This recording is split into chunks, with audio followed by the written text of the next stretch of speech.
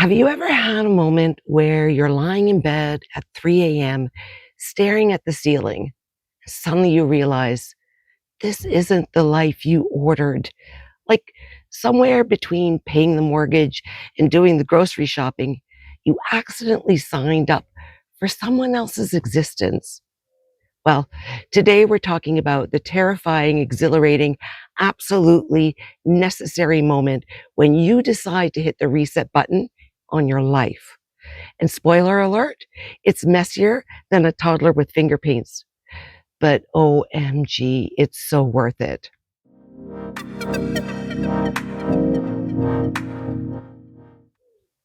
Hey there, and welcome back to Hope Regained, where we rediscover our love for life. Sometimes kicking and screaming, but always with coffee in hand. I'm Christiane Boudreau, and today we're diving into something that's been on my heart lately. Those massive life changes that feel like you're about to jump off a cliff while learning to fly while you're doing it. You know, I used to think that people who made dramatic life changes were either incredibly brave or slightly deranged. Turns out, it's usually a bit of both. And here's the thing. Sometimes life doesn't just nudge you toward change.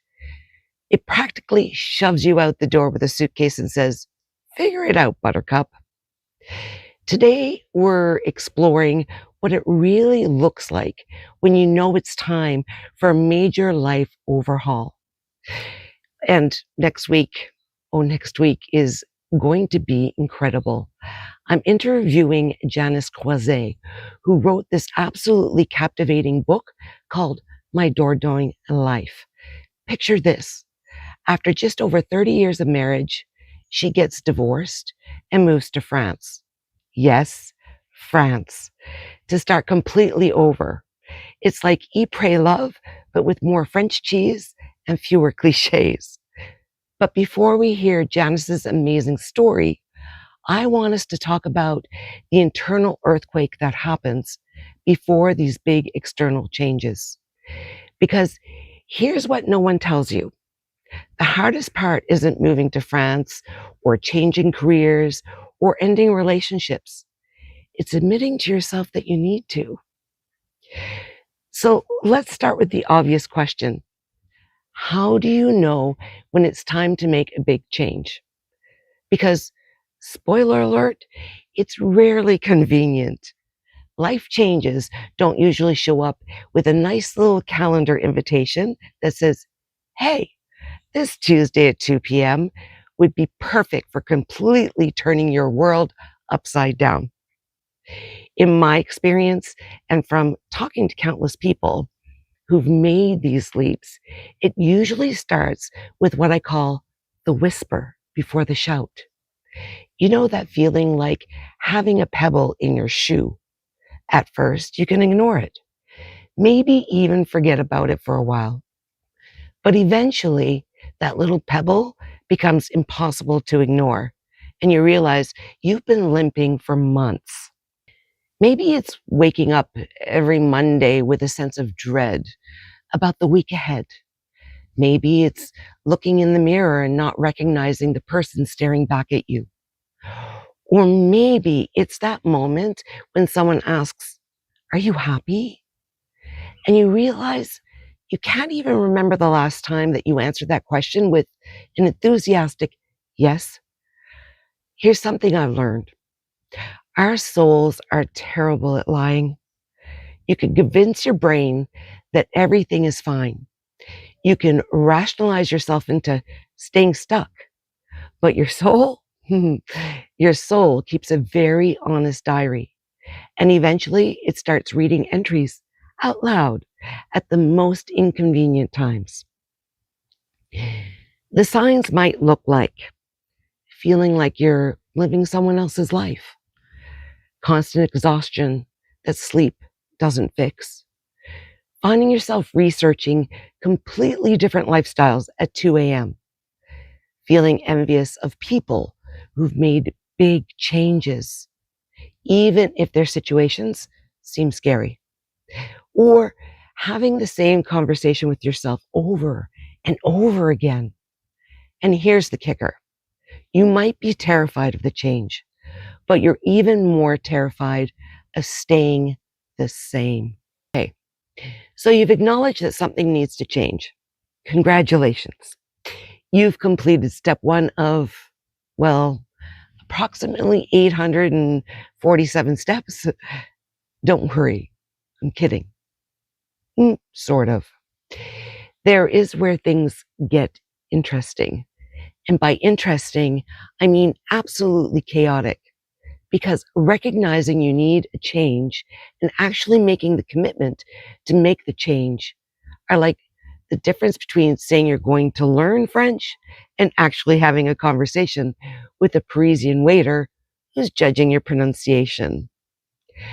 So first, let's talk about the emotional roller coaster you're about to board. And let me tell you, this ride doesn't have a height restriction, but it should probably come with a warning label. One day you're feeling like Wonder Woman or Superman and ready to conquer the world and start your new life.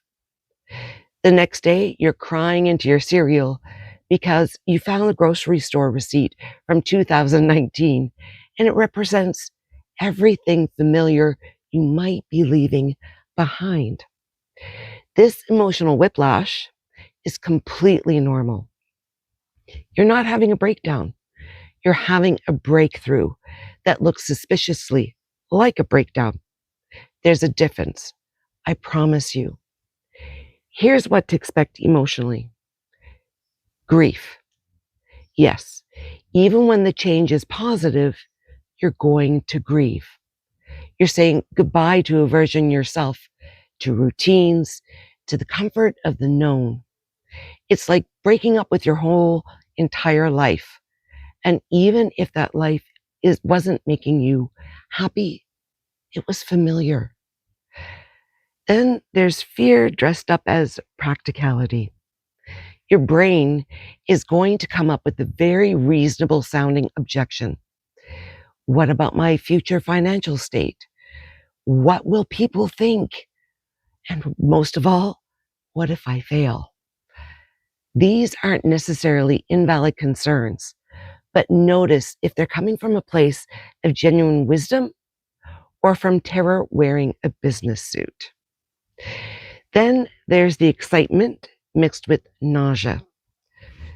That butterfly meets food poisoning feeling, that's your nervous system trying to process the fact that you're about to do something that matters. Congratulations. You're having a normal human reaction to growth. Then there's the urge to research everything to death. You know you've hit this phase when you have 47 browser tabs open about how to start over later in life, or moving to another country checklist, or signs you're having a midlife awakening. Research is good. It's necessary. But researching can also turn into a form of procrastination. A little bit less good. So now let's get practical, because while emotional preparation is crucial, you also need to think about the logistics. And I'm going to be honest with you. Some of this stuff is about as fun as assembling IKEA furniture without the little cartoon instruction dude. And always remember that it can be a really great idea to seek out professional counseling or therapy to have that outside perspective and support. Financially speaking, big changes often come with big price tags.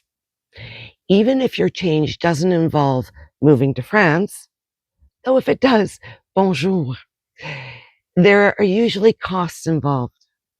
Maybe it's going back to school or starting a business, relocating, or just having a financial cushion while you figure things out. Here's my advice. Start saving before you think you're ready to make the change. I know it sounds a little backwards, but having that financial breathing room gives you options, and options give you power. Even if it's just $20 a week in a new life fund, you're creating possibility. Logistically, you need to think about timelines. Some changes can happen overnight. Deciding to end a toxic relationship, for example, or others, like changing careers or relocating, could need a little bit more planning, or more planning than a NASA mission. And that's okay. Not every life change needs to be a dramatic movie montage. Break it down into phases. So, first off, start off with the internal work, getting clear on what you really, really want. Then there's the planning phase, where you do the research, saving, skill building, therapy, working with other community groups. Then the transition phase, which is making the actual change in itself. And then realize there's also going to be an adjustment phase, settling into your new reality, preparing for the reality of the change. Sometimes it's not everything that you dreamed it would be emotionally, and you need to be ready for that. Support systems. And this is huge. You need people in your corner. But here's the plot twist. Not all of your current support system is going to understand or support your changes. Some people are invested in you staying exactly as you are because your growth might challenge their comfort zones or take away from their needs. You might need to find new cheerleaders. And again, this could be a therapist because they're very important, a coach, a support group, or new friends who are also making changes, or even the online communities, as I mentioned before. The key is finding people who see your potential, not just your history. So here's where we get to the heart of all of it. Learning to trust your own inner wisdom. Because at the end of the day, all the advice in the world, including mine, is useless if you can't trust yourself to make good decisions.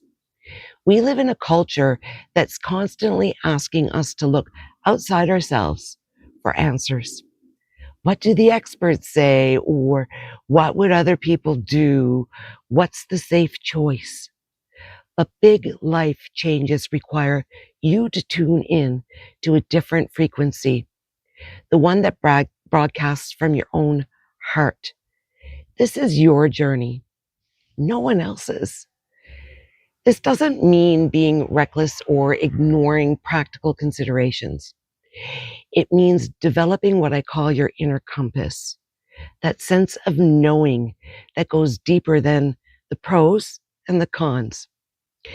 Your inner compass speaks in feelings, not just thoughts.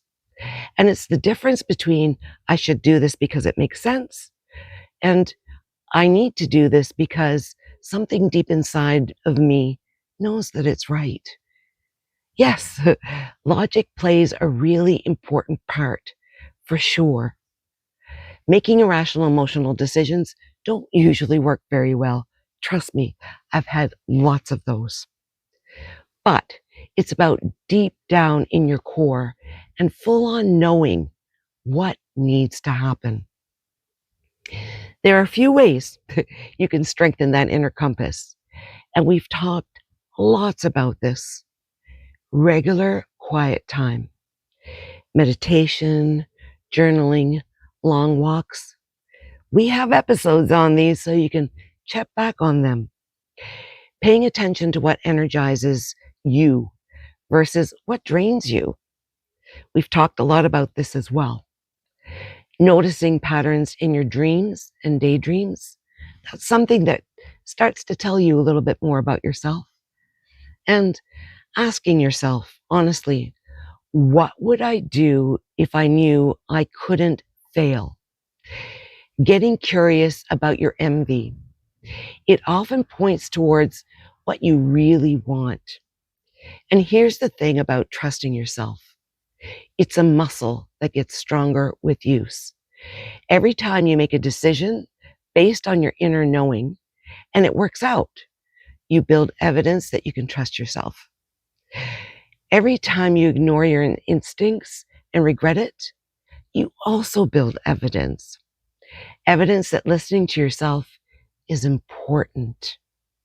So, here we are at the end of our conversation about beginnings. How's that for irony? And if you're listening to this thinking, this is exactly what I needed to hear right now, that's probably not a coincidence. Maybe you're in the whisper phase still, or maybe you're already packing metaphorical or literal suitcases. Wherever you are in the process, remember this: your desire for change isn't a character flaw or a sign that you're ungrateful for the life that you have. It's the sign that you're alive, that you're growing, and that you have the courage to want more for yourself.